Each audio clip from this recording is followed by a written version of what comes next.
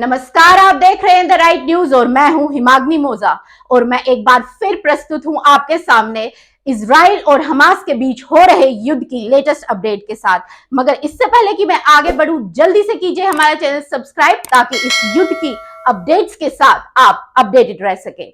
हम सब जानते हैं कि इस चल रहे युद्ध का आज 28वां दिन है और इजरायली सेना का सिर्फ एक ही मकसद है और वो है हमस के ठिकानों को ढूंढ ढूंढ के नेस्तो नाबूद कर देना, हमस का नाम इस दुनिया से खत्म कर देना।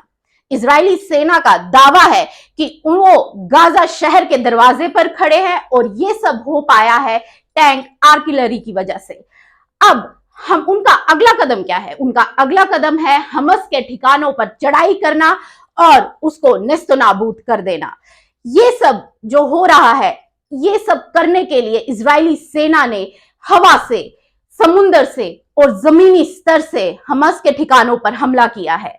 बात करें गाजा शहर की, तो गाजा शहर पे भी लगातार एयर स्ट्राइक्स जो है वो जारी है और इसकी वजह से पूरा शहर धुएं से भर गया है। पूरे शहर में धुआं ही धुआं दिखाई दे रहा है।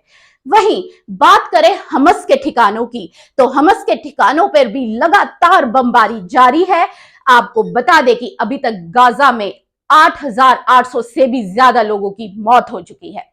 वहीं अब इजराइल के खिलाफ एक और मोर्चा खुल चुका है और वो क्या है?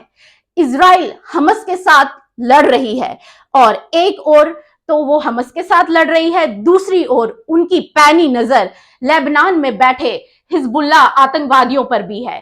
पर इसी बीच इजराइल का तीसरा जो दुश्मन है हूती, उसने भी इजराइल पर जोरदार हमला कर दिया है। अब इसका क्या मतलब है? इसका मतलब यह है कि अब ये युद्ध जो है वो दो पक्षों के बीच नहीं रह गया है। अब इस युद्ध में कई देश और कई समुदाय कूद गए हैं। पहले हमस, फिर हिजबुल्लाह और अब हूती ने इजराइल के खिलाफ जंग जो है उसका ऐलान कर दिया है। वहीं इजराइल की जो मुसीबतें हैं वो थमने का नाम नहीं ले रही। इस मुसीबत में अब एक और नाम शामिल हो गया है, वो है रूस का। जी हां दर्शकों, रूस अब हिजबुल्लाह के आतंकवादियों को एयर डिफेंस सिस्टम जो है वो दे रही है। अब इसका क्या मतलब है? इसका मतलब यह है कि अगर इजराइल हिजबुल्लाह के आतंकियों पर हमला करता है तो उसे रूस के डिफेंस सिस्टम का सामना करना पड़ेगा, जिसका मतलब यह है कि इजराइल की मुसीबतें खत्म होने का नाम नहीं ले रही है। वहीं बात करें भारत की, तो रूस में हो रहे एक विशेष सत्र में भारत के विदेश मंत्री एस जयशंकर जी का कहना है कि 7 अक्टूबर को जो हुआ वो आतंकवाद का एक बहुत बड़ा कृत्य था, पर उसके बाद जो हुआ वो उस क्षेत्र को एक अलग दिशा में ले गया। इसके भीतर हमें, उनका आगे कहना है कि इसके भीतर हमें विभिन्न पक्षों में संतुलन बनाए रखना होगा और हम सबको आतंकवाद के खिलाफ खड़े रहना होगा, क्योंकि आतंकवाद को कोई भी जो है वो पसंद नहीं करता है।